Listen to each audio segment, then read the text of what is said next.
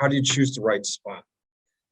It's a complex process. You want to put in a lot of time and effort on the front end to make sure that when you make the decision, you're making the right choice. You don't want to just jump in and make a blind choice and then look back and say, oh, I shoulda, coulda, woulda. So do your due diligence. Hi, everybody. Welcome in to today's masterclass. If this is your first time here, my name is Angelina. I am a senior advisor here at Proactive Marketing. These masterclasses are hosted alongside with Dr. Layton. Dr. Layton, how's your day going? Fantastic. And yours? Beautiful. Thank you. Today we're going to touch on how to choose the right location for your practice. There's a lot of different factors that we should be determining when we're choosing that office location. Whether that means you're just going to stay local or make a huge move, we want to be here to help you guys make the decision. So without further ado, Dr. Layton, go ahead and take it away. So there's a lot that goes into selecting the location for your practice, whether it's you're going to be an associate, an independent contractor, you're setting up your own practice, setting up a second practice. There's a lot that you have to take into account. The old moniker of location. This is one of the biggest decisions you're ever going to make in your professional career. Just because you start there doesn't mean you have to finish there, but it means you're probably committed to that location at least for a period of time. So how do you choose the right spot? It's a complex process. You want to put in a lot of time and effort on the front end to make sure that when you make the decision, you're making the right choice. You don't want to just jump in and make a blind choice and then look back and say, oh, I shoulda, coulda, woulda. So do your due diligence. Do your investigation. Don't base it on what everybody else tells you. There's a need for chiropractic basically everywhere we go, but you don't necessarily want to go to a saturated market. So maybe it's an area that's underserved, but maybe you're somebody who's not going to be happy in an urban setting. You want to be a little bit more rural. Maybe you're somebody who the beach really matters. You need to be close to a coast. You can make decisions like that. I know doctors that have practiced overseas, so in places like Singapore. You have to find a location that works for you, that works for your best interest for your professional future. So that's one of the beauties of chiropractic. You can go international. So we have the freedom to locate to a variety of locations worldwide. Go where you want to go where you're going to be happy. So questions to ask yourself: what type of life and lifestyle do you want to live? Are you looking to maintain the bachelor lifestyle the rest of your life? Do you want a family? So do you start to take into account, the schools close to where you're at? Is it a family-friendly environment? Is it that you enjoy skiing? You want to be close to mountains. You want to be able to surf. So what's the big part of your lifestyle? What's going to make you happy? So what type of practice do you want to establish? A solo practice, a group practice, multidisciplinary practice? Those kind of things are going to matter as well. Do you plan on having the family? So again, looking at schools, and is it an area that's going to be able to support a chiropractor? Can you make money and be successful? So looking at the demographics. So when you look at demographics, you can find a lot of that stuff online. So you can Google and find that information. But you need to develop a business plan. That's called your pro forma. That's what you would walk into a bank with. We're looking to get money to start a business. But you can have a business plan even if you're not walking into a bank. You should still have a business plan if you're going to be an independent contractor. You should have a plan if you're going to be an associate, because maybe you don't want to be an associate your whole career.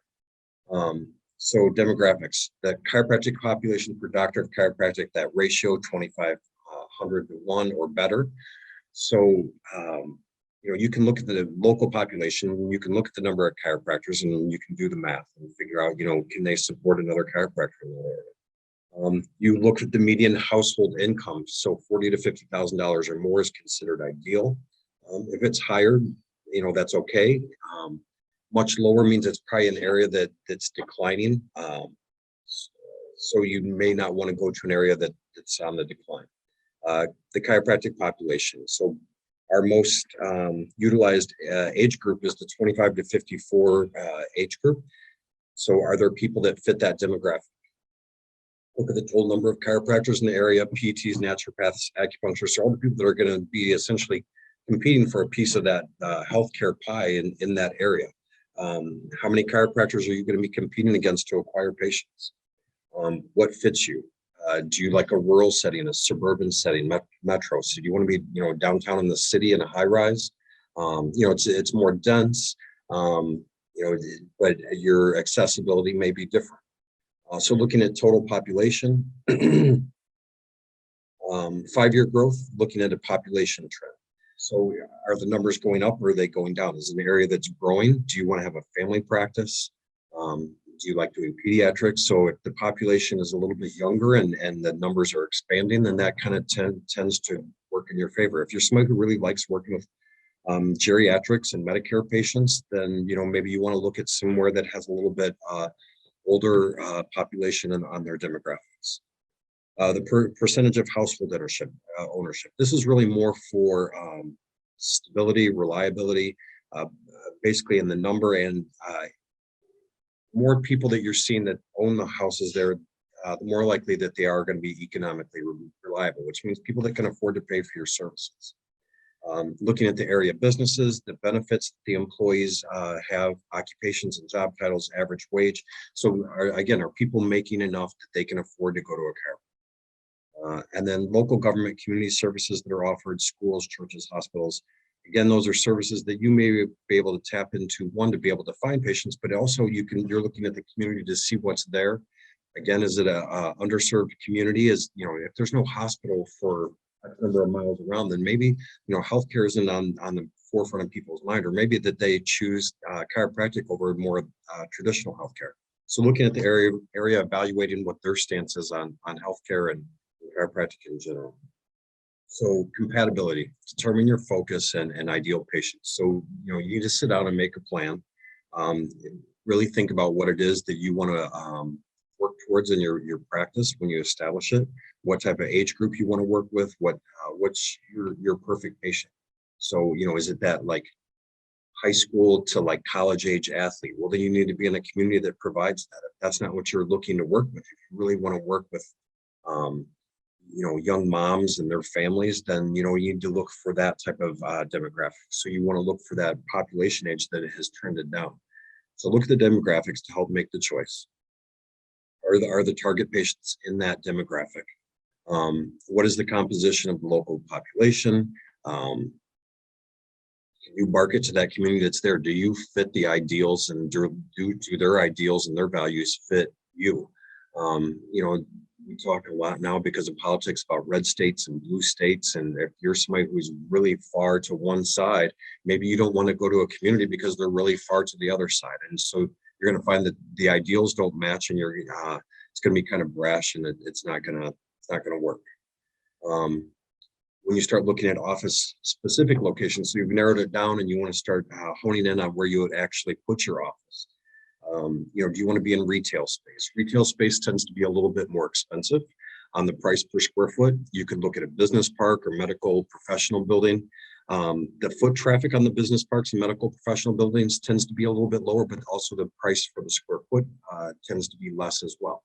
So maybe it allows you a little bit bigger office, or maybe you can have a little bit, similar size office you would have in the retail space, but the overall cost is less. So comparing those things.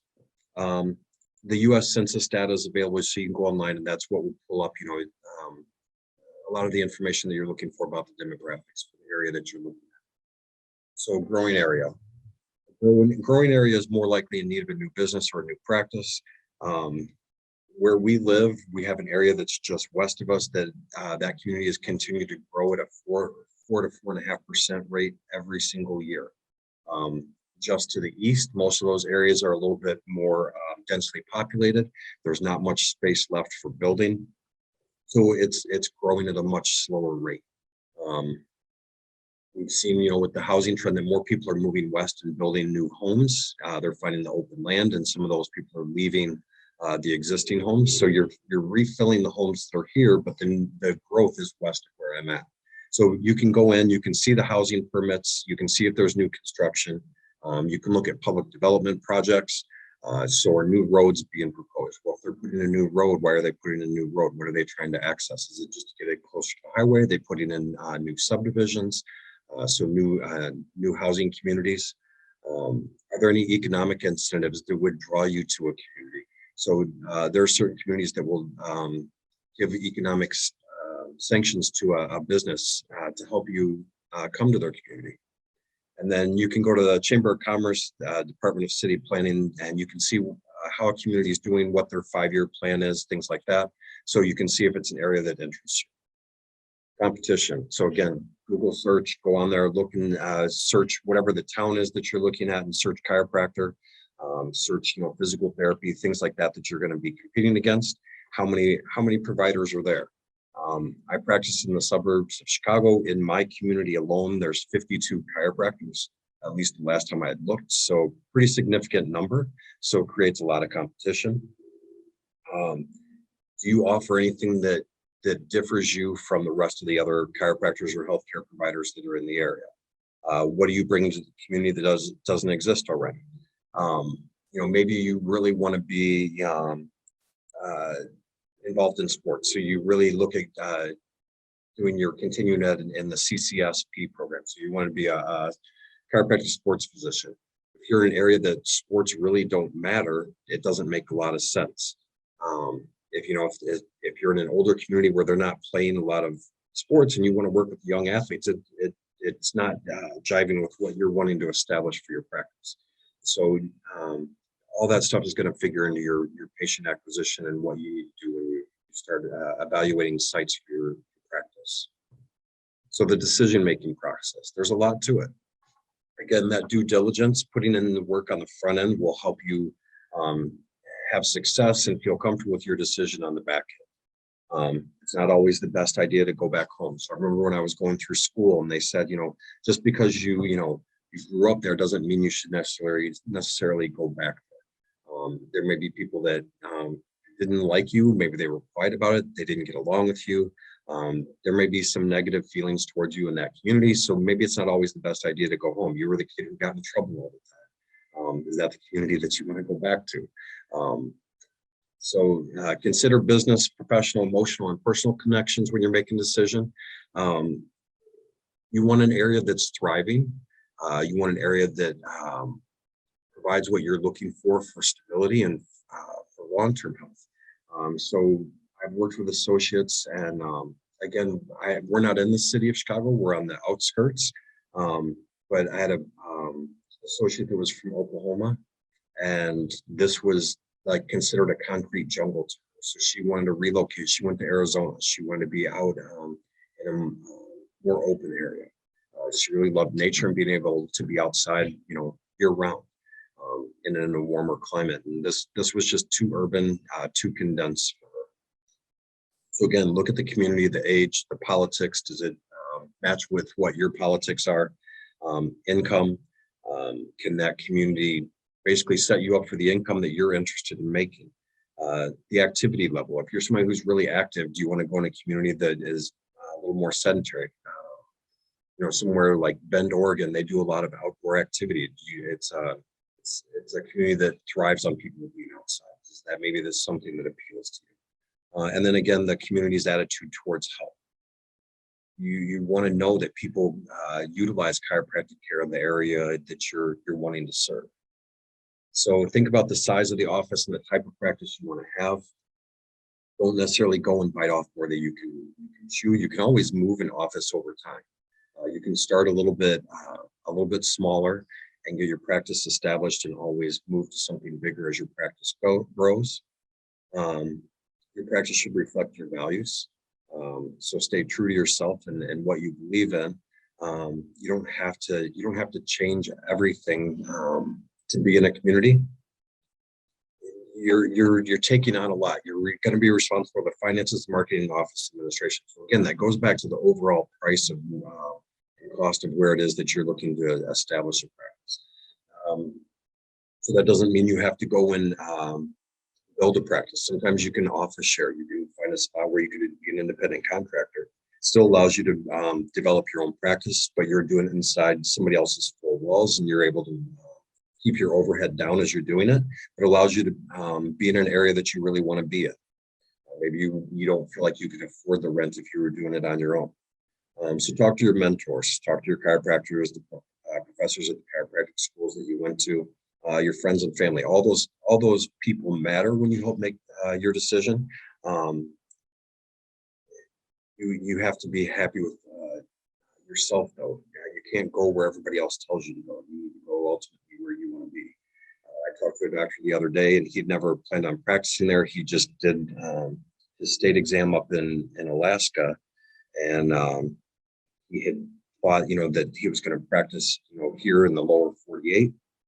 He went up there, he took his state exam and never left, and he decided to stay in Alaska, and he's been there for over 30 years. So, you don't always end up initially where you plan. Things change. So kind of your pros and cons list, develop your strengths, weaknesses, opportunities, and threats. But essentially that's a pros and cons list to help you analyze where you want to be. And, look at a location, you can do that. If you have multiple locations that you're thinking about, that's a way to help, narrow it down and hone in on the spot where you want to be. Again, can you see yourself being there for the next 5 to 10 years? That's typically the length of a typical lease.